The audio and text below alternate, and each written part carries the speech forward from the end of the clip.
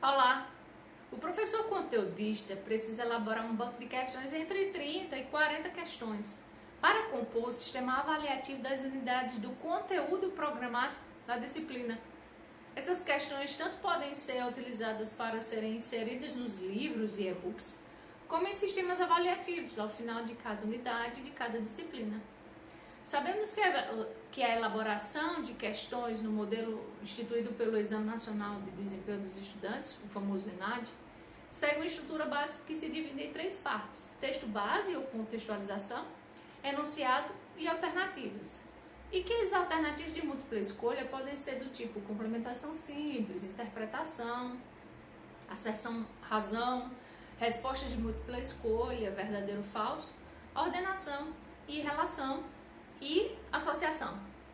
Agora vamos adentrar nas sugestões de metodologias ativas que você pode incorporar nas questões avaliativas e tornar ainda mais interessante o modelo ou o material desenvolvido por você, professor.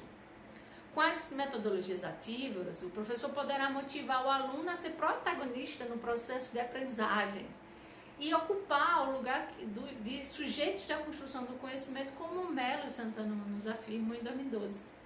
Além disso, é estimulada a integração do conhecimento, da criatividade, do pensamento crítico, da interação e aprimoramento das atividades ou das habilidades interpessoais. De acordo com Darros, em 2018, há 3 metodologias ativas para postar na sala de aula, virtual ou presencial, ou híbrida. As metodologias head-on, que é botar a mão na massa, que privilegiam o protagonismo do aluno, a criatividade e a autonomia. As metodologias imersivas, que contam com a experimentação e o uso de tecnologias virtuais e de realidade aumentada, contando com recursos de simuladores, softwares e smartphones. E a educação socioemocional, que é a ideia de tratar de um conjunto de estratégias pedagógicas voltadas ao desenvolvimento de habilidades sociais e de inteligência emocional, com o objetivo de ensinar ao aluno como lidar de uma maneira mais eficaz e ética com os desafios em sociedade. Agora vamos falar um pouco de algumas dessas metodologias que você pode explorar em atividades avaliativas na EAD. Vamos lá? A primeira delas é storytelling, famosa contação de história. Segundo Vieira, storytelling é um termo em inglês que significa story, que é história, e telling, que é contar, né? Tradução. Mas que uma mera narrativa, storytelling é a arte de contar histórias usando técnicas inspiradas em roteiristas e escritores para transmitir uma mensagem de forma inesquecível. Já o brainstorming é uma técnica conhecida como tempestade de ideias e é utilizada para proporcionar ou propor soluções a um problema específico. Nessa metodologia, adaptada à EAD, os participantes devem ter liberdade de expor suas sugestões e debater sobre as contribuições dos colegas. Essa metodologia ela pode ser adotada, por exemplo, em fóruns e em desafios colaborativos.